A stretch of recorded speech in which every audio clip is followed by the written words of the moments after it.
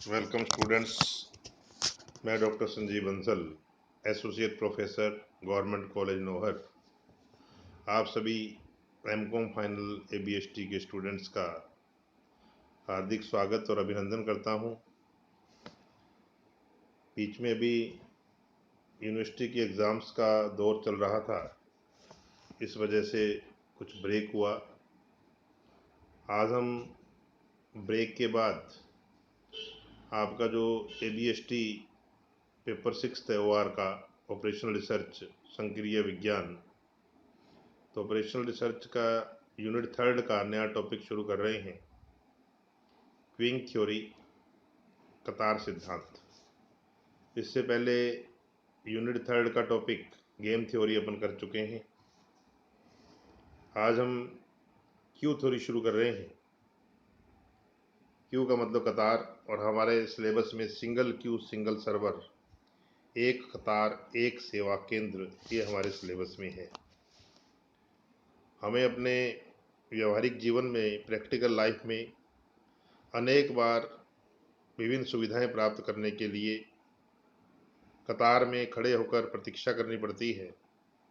For example, railway, बस या air का टिकट खरीदते समय, या सुपरमार्केट में सामान खरीदते समय, या किसी मॉल में शॉपिंग करते समय, या पोलिंग बूथ पर वोट देते समय, या हमें कोई गाड़ी की सर्विस करवानी है, या हमें कोई बिल भरवाना है बिजली पानी का, तो बहुत बार स्थिति ऐसी होती है कि हमें वहाँ पर कतार में खड़े होकर, क्यू में खड़े होकर वेट करना पड़ता है, प्रतीक्षा करनी पड़ती है।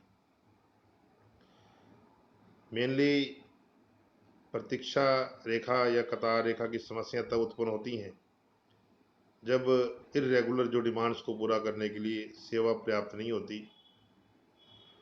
या जैसे फॉर एग्जांपल किसी मैकेनिक के पास मशीनें ठीक होने के लिए आती हैं या गाड़ियां ठीक होने के लिए आती हैं। कई बार एक साथ कई सारी मशीनें या गाड़ियां आ जाती हैं, लेकिन मिस्त्री पर्याप्त नहीं है, मैकेनिक पर्याप्त नहीं है, या इर्रेगुलर एकदम से डिमांड आ गई है, तो ऐसी स्थिति में हमें ज़्यादा प्रतीक्षा करनी पड़ती है।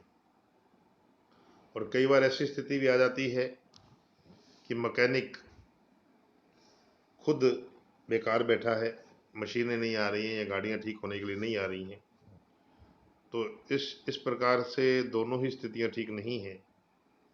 कई बार जो है सर्विस की कमी होती है, और कई बार सेवा प्रदान करने वाली सुविधाओं की, और कई बार सेवा लेने वालों की।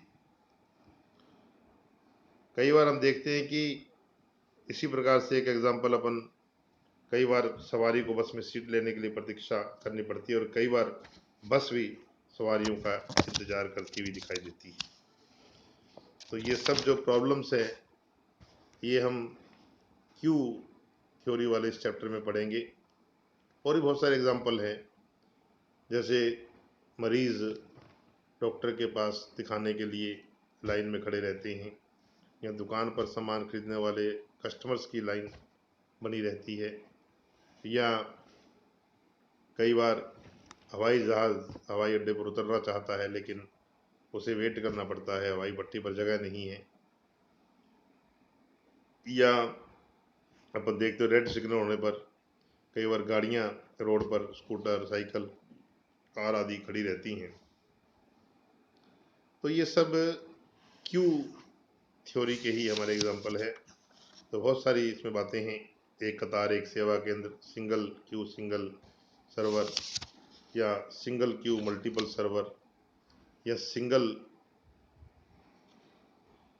क्यू मल्टीपल सर्वर अपन कह सकते हैं, या अनेक क्यू अनेक कतारें, multiple channel, multiple server, multiple Q multiple server. तो बहुत सारी प्रॉब्लम्स इसमें हैं, लेकिन मेनली हमें जो है हमारे सिलेबस में केवल सिंगल क्यू सिंगल सर्वर है, एक कतार एक सेवा केंद्र।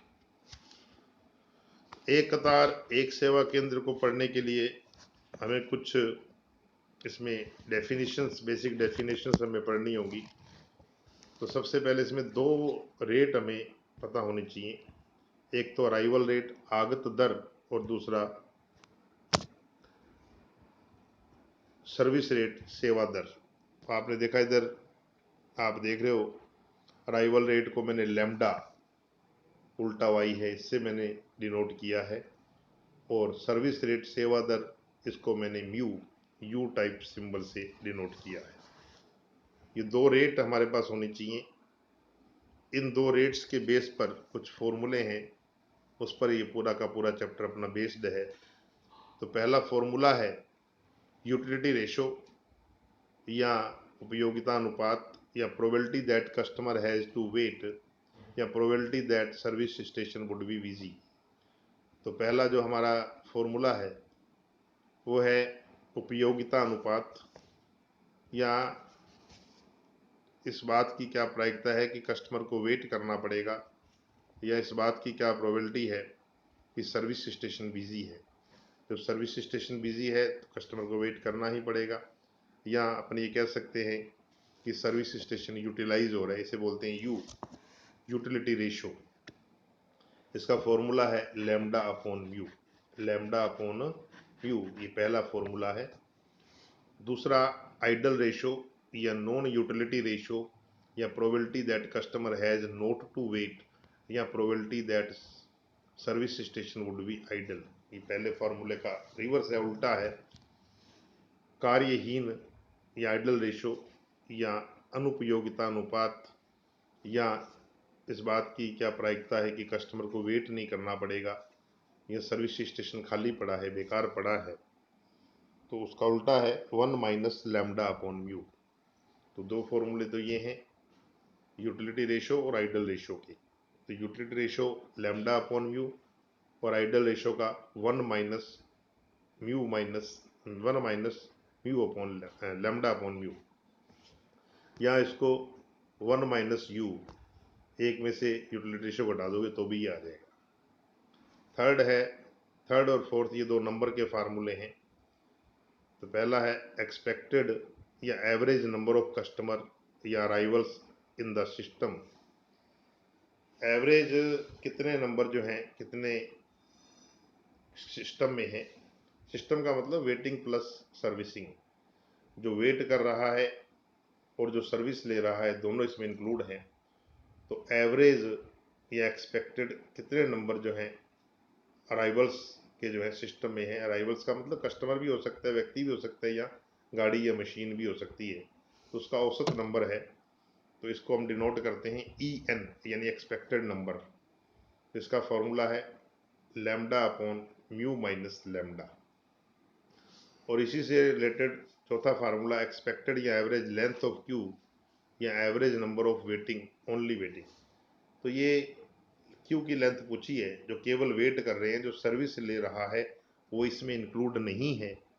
तो वेटिंग में जो है कस्टमर या अराइवल्स या मशीनें या गाड़ियाँ, उनकी लेंथ पूछी है, उसका नंबर पूछा है। तो इसको हम डिनोट करते हैं EL से। इसको किससे डिनोट करते हैं? EL से।